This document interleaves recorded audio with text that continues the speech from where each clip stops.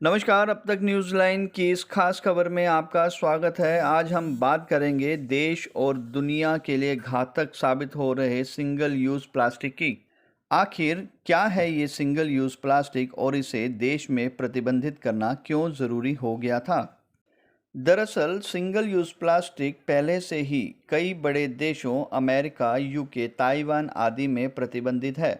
इसके अलावा लगभग 127 देश इस पर पूर्ण रूप से प्रतिबंध लगाने की तैयारी में हैं।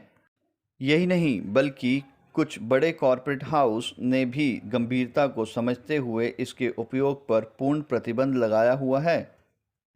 आपको जानकर हैरानी होगी कि पूरी दुनिया में तकरीबन 9 टन प्लास्टिक मौजूद है।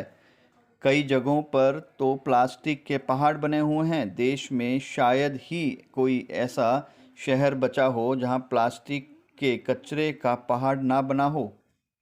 आपको बता दें, प्लास्टिक पर पूर्ण प्रतिबंध आज की ज़रूरत है। दरअसल दुनिया में जितना भी प्लास्टिक निकलता है उसका 9% से ज़्यादा रिसाइकिल भी नहीं होता और अंततः यह तमाम तरह के रास्तों से होता हुआ समुद्र तट तक पहुंच जाता है। अगर हम आंकड़ों की बात करें तो हमारे देश में सन 2021 में करीब 41,000 टन प्रति वर्ष की दर से कुल प्लास्टिक उत्पादित किया गया था। इसमें करीब 10 से 15% वाला यह प्लास्टिक है जिसे वह सिंगल यूज़ कह सकते हैं। हमारे देश का कुल प्लास्टिक उत्पाद तकरीबन 2.4 लाख टन है। इसका मतलब यह मानकर चलिए कि यह अब समुद्र ही नहीं बल्कि हमारे शरीर में भी पैठ बना चुका होगा।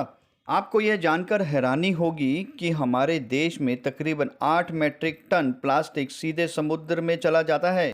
आपके लिए यह भी समझ लेना ज़रूरी है कि भारत दुनिया के उन देशों में है जिसके पास बहुत बड़ा क्षेत्र समुद्र और समुद्री तटों का है। ऐसे में प्लास्टिक पर प्रतिबंध लगाना ज़रूरी था।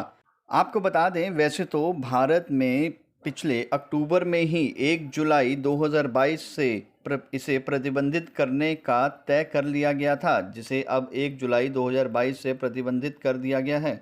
यानी अब देश में पर्यावरण सुरक्षा कानून 1986 के तहत प्लास्टिक का उपयोग दंडनीय होगा। इस पर 5 साल तक की कैद के साथ 1 लाख रुपए तक का जुर्माना भी वसूला जा सकता है। ये थी अब तक न्यूज़ लैंड की खास खबर। आपको यह जानकारी कैसी लगी हमें कमेंट करके ज़रूर बताएं।